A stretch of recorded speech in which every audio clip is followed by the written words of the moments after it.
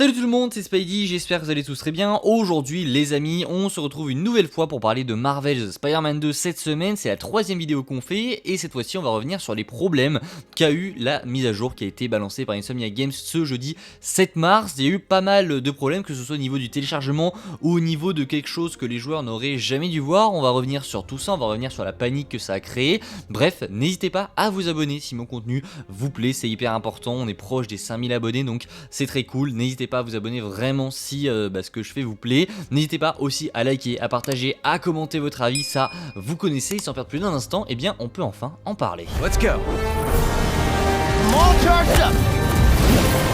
Looks like we're kicking things up a notch. We know what's best for everyone. This suit is incredible.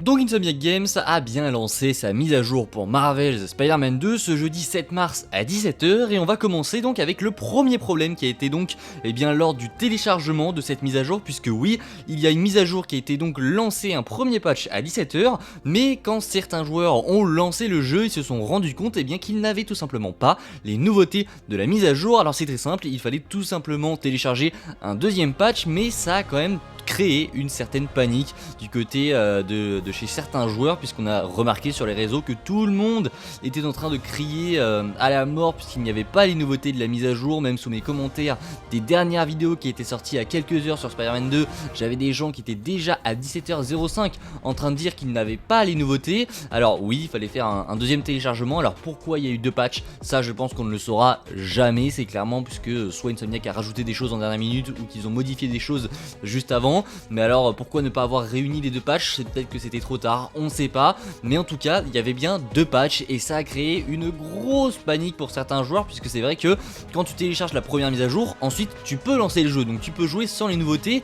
Et si ta PS5 n'indique pas du coup que la mise à jour doit se faire, doit être téléchargée, et bien tu joues sans les nouveautés et tu n'as tout simplement pas les nouveautés de la mise à jour. Alors oui, pour certaines consoles, il a fallu, comme moi par exemple, il a fallu que je vérifie s'il y avait des mises à jour disponibles pour qu'elle se lance à 17h10, mais sur les 10 minutes il y avait absolument rien. Même si je lançais le jeu, ça me demandait pas ça me demandait aucune mise à jour, donc c'était un petit peu étrange. Mais en tout cas voilà, il y avait bien deux patchs, ça a créé une petite panique, mais en soi c'est pas ça qui est on va dire le plus grave, puisqu'ensuite une fois que la mise à jour était téléchargée et qu'on a eu accès aux nouveautés, et bien cette fois-ci on a eu accès à quelque chose qu'on aurait jamais dû voir. Tout simplement, on n'aurait jamais dû avoir accès à ça. On a eu accès au mode développeur dans Spider-Man 2 PS5, en tout cas une partie du mode développeur. Le mode développeur, qu'est-ce que c'est? C'est tout simplement, pour vous résumer ça de la meilleure des manières, c'est des menus qui sont réservés à Insomniac qui permettent de modifier le jeu. En gros, c'est les codes du jeu, entre gros guillemets,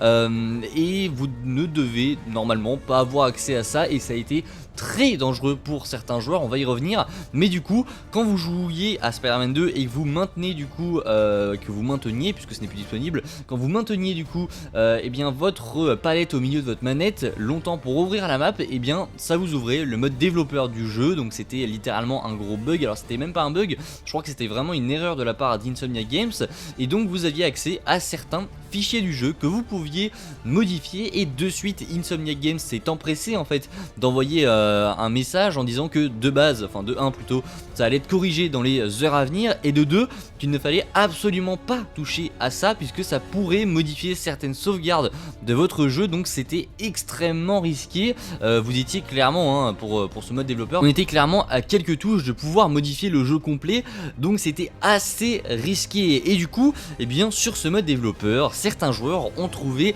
des choses plutôt intéressantes sur le jeu, notamment des fichiers nommés Beetle. Et Beetle, c'est donc le nom du personnage du Scarabée qui est dans les comics la fille tout simplement de Tombstone. Et donc on a eu des fichiers qui faisaient mention du personnage de Beetle dans ce mode développeur. Et voilà, ça confirme peut-être, en tout cas ça laisse supposer qu'on pourrait avoir un DLC autour du personnage de Beetle, autour du personnage du Scarabée, puisque puisque vous n'êtes pas sans savoir, si vous avez un petit peu suivi, que des leaks sont tombés il y a maintenant quelques mois qui nous disaient qu'en fait, eh bien oui, des DLC étaient en préparation, et quand on voit ces leaks et qu'on voit ce qui a fuité dans le mode développeur, on voit tout de même que ça se rapproche pas mal, enfin les deux se rapprochent pas mal, puisque on nous vendait dans les leaks, je vais pas spoiler tous les DLC, mais on nous vendait un DLC autour du scarabée, donc dans les leaks, et là dans le mode développeur on trouve des fichiers qui ont un lien avec le scarabée.